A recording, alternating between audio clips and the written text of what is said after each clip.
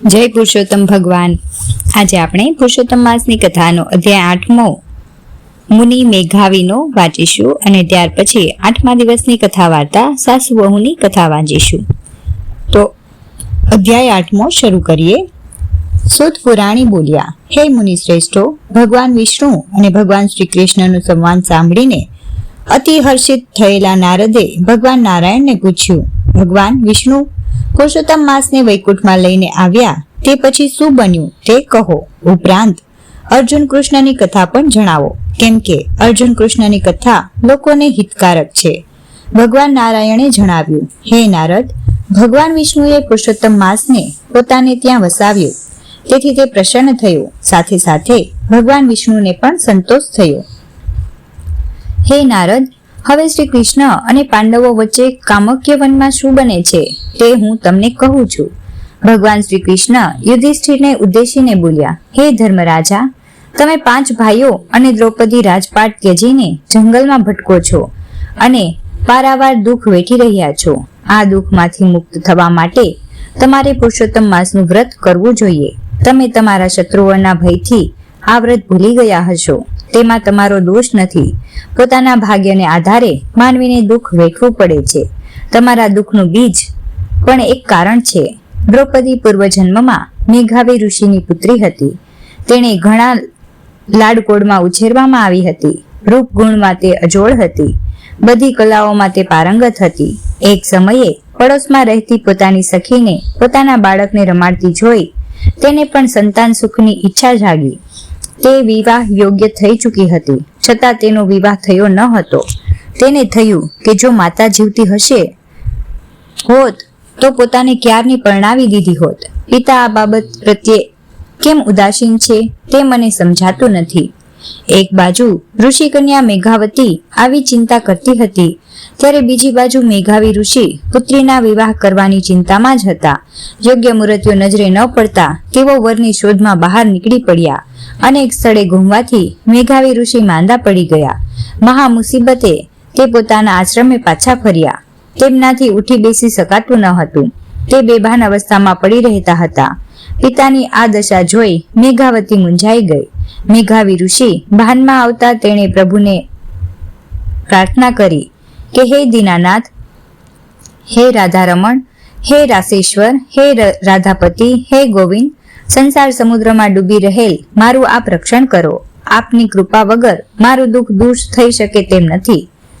આપ મારા નિરાધારના આધાર છો, આપને હું નમસ્કાર કરું છું। મેઘાવી ઋષિની આવી સ્તુતિ સાંભળી વિષ્ણુ લોકમાંથી ભગવાનના દૂતો તેમની પાસે આવ્યા અને તેમનો આત્મા પ્રભુના ચરણ કમળમાં પહોંચાડ્યો। આ બાજુ આશ્રમમાં પિતાના મૃત્યુથી મેઘાવતી કલ્પાંત કરી રહી હતી। મેઘાવતીએ પિતાના શબને પોતાના ખોળામાં રાખ્યું અને રડતા રડતા બોલવા લાગી, હે પિતા, આપ મને નોંધારી મૂકીને ચાલ્યા ગયા। મારે માતા, બહેન, ભાઈ બીજું કોઈ સગું નથી। મને કોને આશ્રય છોડીને ચાલ્યા ગયા? મારી સાર સંભાળ કોણ લેશે? આ જંગલમાં હું એકલી કેવી રીતે રહીશ અને જીવી શકીશ? મેઘાવતીનું આવું આક્રંદ સાંભળી આજુબાજુમાં રહેલા ઋષિ મુનિઓ દોડી આવ્યા। તેમણે મેઘાવતીને આશ્વાસન આપ્યું અને મૃત્યુ પામેલ મેઘાવીના દેહને અગ્નિદેહ કર્યું। આ પછી મેઘાવતીએ પિતાની પાછળ યોગ્ય શ્રાદ્ધ, તર્પણ, દાન વગેરે કર્યું। તે આશ્રમમાં એકલી હતી। જેમ ગાય વિનાનું વાછરડું તરફડે તેમ આશ્રય વિહોણી તે તરફડવા લાગી। સમય વીતતા તેનું દુઃખ ધીમે ધીમે વિસારે પડવા લાગ્યું। શ્રી બૃહનારદ્ય પુરાણના પુરુષોત્તમ મહાત્મ્યનો મુનિ મેઘાવી નામનો 8મો અધ્યાય સંપૂર્ણ થયો। હવે પુરુષોત્તમ માસની પાવન કથા વાંચીએ। સાસુ વહુની કથા।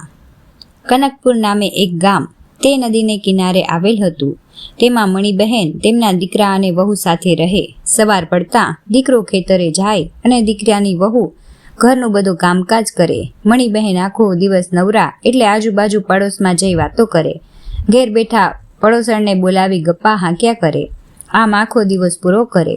તેમને ધર્મ ધ્યાનમાં બહુ રસ ન હતો। ગપ્પા મારવામાં અને વાતો કરવામાં તે એકા હતા। તેમના દીકરાની વહુનું નામ મેના હતું। મેના ઓછું બોલતી, ઘરના કામકાજમાં તે ડૂબી રહેતી, સમય મળે ધર્મ ધ્યાન કરતી। એવામાં પુરુષોત્તમ માસ આવ્યો। મણિબહેને પુરુષોત્તમ માસનું વ્રત કરવાનું નક્કી કર્યું। મારી સાસુ વ્રત કરનાર છે જાણી મીનાએ પણ વ્રત કરવા વિચાર્યું. તેણે પોતાની સાસુને આ બાબત જણાવી. આથી મણીબહેન ગુસ્સે થઈ છણકો કરીને બોલ્યા, મોટી જોઈ ભક્તાણી, ઘરમાં બેસી ધર્મ ધ્યાન કરો, નદીએ નહાવા જવાની જરૂર નથી. મીના સાસુની નારાજગી સમજી ગઈ. તે મૌન રહી. તેણે મનોમન વ્રત કરવાનો સંકલ્પ કરી લીધો.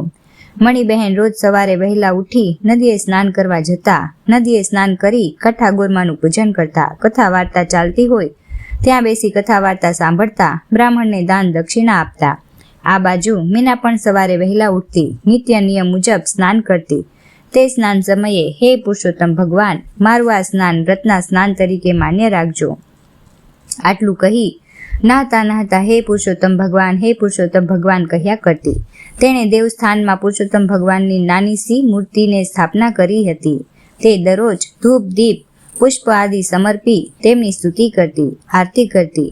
મીના અધિક માસમાં કાથરોટમાં બેસીને સ્નાન કરતી હતી. તેણે એક કહેવત સાંભળેલ કે મન ગંગા તો કથરોટમાં ગંગા. એ ન્યાયે દરરોજ કાથરોટમાં બેસીને સ્નાન કરતી. લોટા વડે શરીર ઉપર પાણી રેડતી જાય અને પુરુષોત્તમ ભગવાનનું નામ લેતી જાય. એક દિવસ મણીબહેન નદીએ સ્નાન કરવા ગયેલ. ત્યાં નહાતા નહાતા તેમની કાનની ચૂની પાણીમાં પડી ગઈ. તે ચૂની શોધવા તેમણે ઘણી મથામણ કરી, પણ કંઈ હાથ લાગી નહીં. છેવટે કંટાળીને નિરાશ વદને ઘરે આવ્યા. હવે બન્યું એવું કે મીના કાથરોટમાં બેસીને નાહી રહી હતી. ત્યાં તેની નજર કાનની ચૂની ઉપર પડી. તેણે તે લઈને ઘરમાં મૂકી. મણીબહેને ઘેર આવી મીનાને પોતાની ચૂની પાણીમાં પડી ગઈ તેમ દર્શાવ્યું. ત્યારે મીનાએ કહ્યું, હું કથરોટમાં નહાતી હતી ત્યારે કથરોટમાંથી મને એક ચૂની મળેલ છે, તે તમે રાખો. મણીબહેન તે ચૂની લઈ જોયું તો પોતાની ચૂની હતી. તે આશ્ચર્યમાં ગરકાવ થઈ ગયા, પણ કંઈ બોલ્યા નહીં. 5 દિવસ ગયા હશે કે નદીમાં નહાતા નહાતા મણીબહેનના હાથમાંથી વીંટી સરકી ગઈ, પાણીમાં પડી ગઈ. આ વખતે પણ મણીબહેને ઘણી શોધ કરી. નહાનાર બીજા ભાવિકોને પણ વાત કરી. તેઓ પણ શોધવા લાગ્યા, પણ કોઈના હાથમાં વીંટી આવી નહીં. છેવટે થાકીને નિરાશ થઈ મણીબહેન ઘરે આવ્યા. આ વખતે પણ મીનાને નહાતા નહાતા કાથરોટમાંથી વીંટી મળી. તેણે વીંટી જોતા ખ્યાલ આવ્યો કે નક્કી આ વીંટી મારી સાસુની છે. મણીબહેન ઘેર આવતા તરત મીનાને તે વીંટી તેમને આપતા કહ્યું, હું કથરોટમાં નહાતી હતી તેમાંથી આ વીંટી મળી છે. મણીબહેન વીંટીને ઓળખી ગયા. તેઓ કંઈ બોલ્યા નહીં કે મારી વીંટી પાણીમાં પડી ગઈ છે. તેમને મનોમન વિચાર્યું, ચૂની અને વીંટી નદીના પાણીમાં પડે છે અને નીકળે છે કાથરોટમાં. આમાં નક્કી કંઈ ચડિતર છે. મીના મેલી વિદ્યા જાણતી લાગે છે. અગર તે ચૂડેલ હોય, આના વગર આમ બની શકે છે નહીં. મણીબહેનના મનમાં ગભરાટ વ્યાપ્યો. આ વહુ અમારું ધનત પનત કરી નાખશે, અમને શાંતિથી જીવવા નહીં દે. આ તો આ વાત છે. કાલે ઉઠી તેના છોકરાઓ થાય, તેને આ ભરખી જાય તો અમારા વંશનો નાશ થાય. આને માટે મારે કંઈ ઉપાય કરવો પડશે. પુરુષોત્તમ માસ પૂરો થયા પછી તેની વાત. સાંજે તેનો દીકરો ખેતરેથી આવ્યો. મણીબહેને તેને મીઠું મરચું ભભરાવીને બંને પ્રસંગની વાત કરી. દીકરો સમજુ હતો, તેથી તે કંઈ બોલ્યો નહીં. આગળ જોયું જશે તેમ તેને મનમાં વિચાર્યું. પુરુષોત્તમ માસ પૂરો થતાં મણીબહેને ઉજવણું કર્યું. તેમણે યજ્ઞ કરાવ્યો. તેમાં ઘણા બ્રાહ્મણો, વ્રત કરનારાઓ અને સગા સંબંધીઓને તેડાવ્યા.